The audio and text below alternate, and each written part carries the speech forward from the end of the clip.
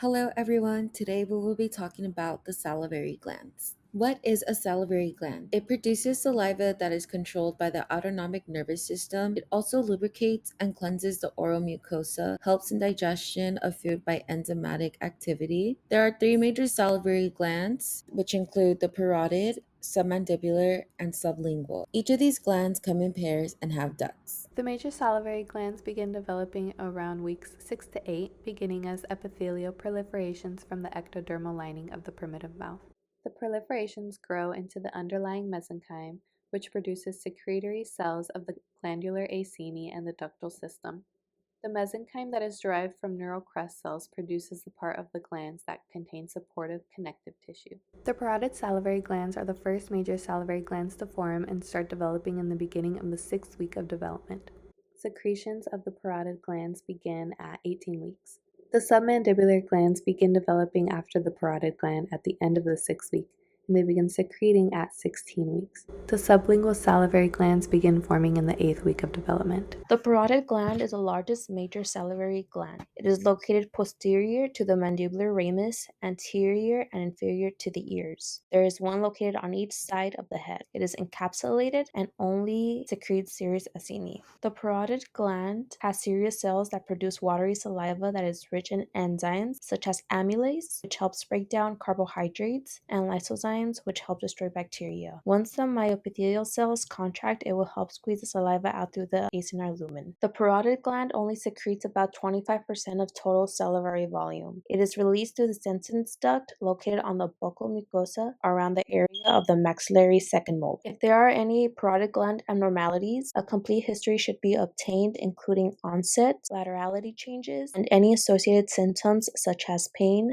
facial weakness, drainage, and so on. Consider any inflammatory, neoplastic, autoimmune, traumatic infections, or congenital etiologies. A thorough physical examination of the bilateral parotid regions should be observed, as well as the oral cavity, oropharynx, facial nerve function, and neck is critical. Observe the size. Is the mass soft, compressible, or firm, or is the mass mobile or fixed? The submandibular gland is the second largest major salivary gland, and it produces around 60 to 65% of the total salivary volume. It is encapsulated and is located in the mandible in the submandibular fossa, and it lies posterior to the sublingual salivary gland. It is made up of both serous and mucous acini, with the majority being serous acinar cells, but it secretes a more viscous product than the parotid salivary gland. The main excretory duct of the submandibular gland is the submandibular duct, or the Wharton's duct, which opens near the lingual frenum at the sublingual caruncles. The sublingual gland is the smallest of the three. It has no capsules, is located on the floor of the mouth, and we palpate behind the mandibular canines. The sublingual gland differs from the other major salivary glands because it lacks intercalated and striated ducts. It also includes the Bartholin duct. The sublingual gland secretes mucus and serous, but mostly mucus. The saliva runs along the sublingual fold and through the Bartholin duct, and approximately 5% of saliva is in the oral cavity from the sublingual gland. We know that the sublingual gland is the smallest, so any chances of abnormalities is pretty low. When there is something going on, it is usually malignant. If not caught early, there would be poor prognosis. The early stage of malignant sublingual gland tumors present with symptoms of painless and non-ulcerative mass on the floor of the mouth.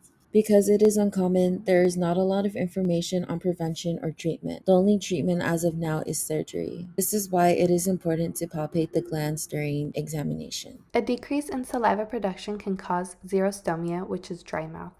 Xerostomia can cause an increase in caries, speech problems, and halitosis. A salivary gland can become blocked, which prevents the duct from draining saliva. This can cause glandular enlargement. A blockage can be caused by trauma to the duct or a sialolith. A mucocele or ranula is a salivary gland lesion caused by the retention of saliva in the salivary gland. So in order to understand the histoanatomy of the glands, we need to zoom in on the small portions of the glands. When you see a gland, you see grape-like structures, which is the main part of the salivary glands. Salivary glands are exocrine glands that exist in the oral cavity and help with the secretion of saliva that have antibacterial properties which help with the lubrication of the oral mucosa, maintains integrity of the teeth, and helps with digestion. As you may know, the parotid gland is the largest gland found in the oral cavity. The parotid contains acini and makes watery serous saliva. It also contains a stroma, which is a connective tissue component of the gland, as well as a capsule,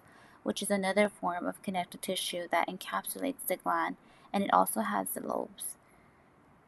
This is another connective tissue that separates the gland into lobes. Furthermore, this structure has a connective tissue that divides into further lobes, naming this the lobules, which is the smallest functional unit. The parotid contains serous cells that are set up in acini and pyramidal serous cells. These are polarized cells and have rough endoplasmic reticulum at the base structure and secretion granules at the apex. And lastly, you'll also find mucus cells that are polarized cells with flattened nuclei at the bottom of the cells, and they are slightly stained with a foamy appearance. The submandibular and sublingual gland. The submandibular and second largest gland involves a mixture of mucus and serous acini. The sublingual gland is the smallest of the three glands that consist of mainly mucus acini. Um, the submandibular gland is another major salivary gland. It is mostly serous at about 95% and minor mucus at about 5%. The submandibular involves a mixture of mucus and serous acini that has four components, which are acini, intercalated ducts, convoluted ducts, and intralobular ducts. There are myoepithelial cells that neighbor the acinar and intercalated ducts. They are found between the basal lamina and the epithelium and are connected by desmosome to the epithelial cells. The acinar cells are a mixture of serous and mucus secretory cells. The sublingual gland consists of mainly mucus acini and is the only unencapsulated major salivary gland, resulting in a thick mucinous fluid. Like the parotid gland, the sublingual and submandibular also helps with lubrication and swallowing food and helps with cleaning your teeth. In the sublingual, the acini is a light-stained mucus cells and are surrounded by the dark-stained serous cells. There are intralobular ducts that are two types and are located within the lobules. One is intercalated ducts that are the smallest ducts, and their structure is a low or cuboidal that enters in and drain individual acini. The other is striate ducts that appear from intercalated ducts. Then you have interlobular ducts that are found on the outside of the lobules. The main excretory duct is a simple columnar, pseudostratified columnar, or stratified cuboidal epithelium. You'll also find goblet cells within the sublingual ducts. A way to remember the order of the salivary glands, we have this mnemonic. Please speak slowly. P for parotid, S for submandibular, and SL for sublingual. That is the end of our presentation. Thank you for watching. Here is our reference page.